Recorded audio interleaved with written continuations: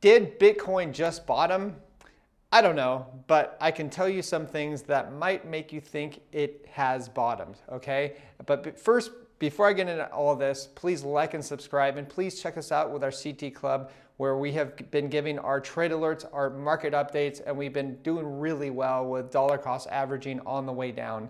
Okay, so PIMCO, which is run by El Arian. I'm really bad with names, but he is pretty much the former CEO of PIMCO, which runs about $2.21 trillion of assets for central banks. So he has very close ties to the Federal Reserve and large money.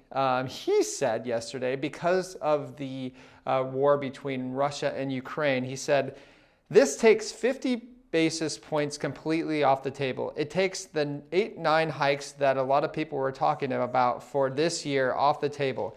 Thankfully so, he says. And he also says it means the Fed is going to have to be even more careful. So like Heidi and I have been saying adamantly, while most people on Twitter and YouTube were saying there's going to be a rate hike, Heidi and I have been some of the only people saying there is not going to be a meaningful rate hike in any way.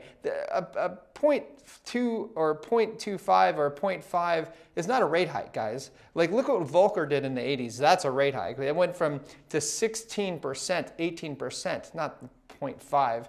Okay, so that's where Bitcoin has definitely gotten the rate hikes out of the way. Okay, so we've experienced a huge bounce. But why did we also experience a huge bounce?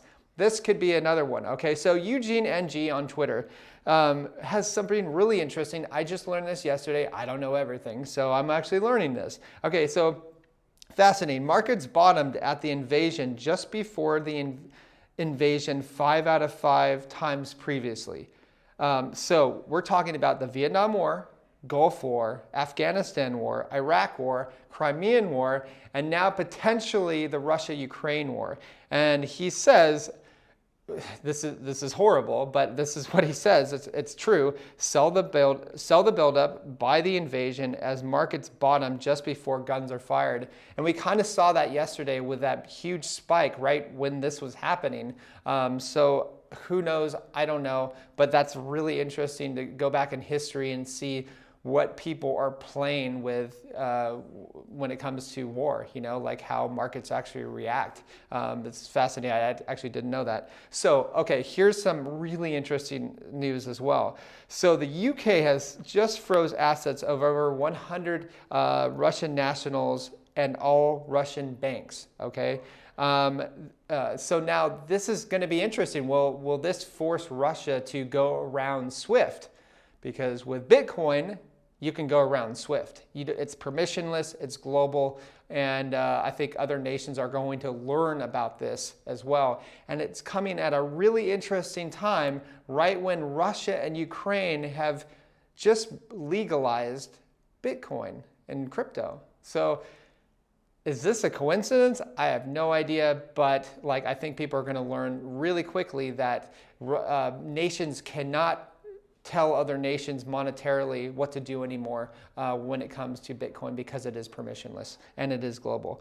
And also, lastly, UBS triggers margin calls as it cuts Russia bond values to zero. So if they had Bitcoin, if they had a Bitcoin bond or something like that, that might actually change the game as well. So this is going to be an interesting 3D chess game between nations, because you understand that all nations are pretty much scumbags. You know what I mean? They're all bonding different people. There's about 200 different conflicts on each given day throughout the year. And yeah, Russia and Ukraine is just one of them, but there's many more things that people are dying, and chaos is happening around the world. So this is going to be interesting to see what all these different nations do with Bitcoin. Anyways, that's all I have today.